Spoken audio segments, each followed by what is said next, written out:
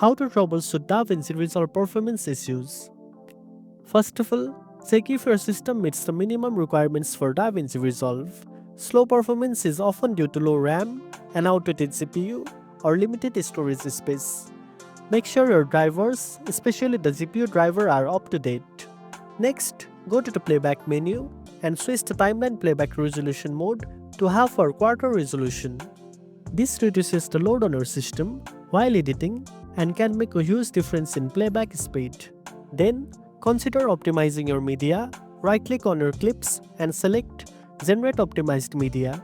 This creates low-resolution copies for editing, which improves responsiveness without affecting your final export. Another tip is to use Render Cache. Head to the playback settings and enable Smart or User under Render Cache. DaVinci Resolve will then pre-render parts of your timeline to speed up playback.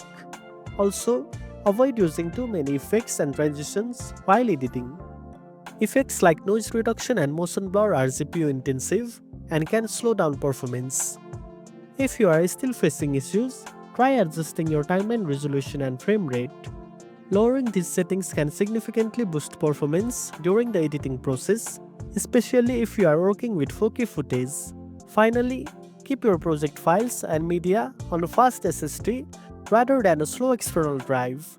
Disk speed plays a major role in real-time editing performance. And that's it.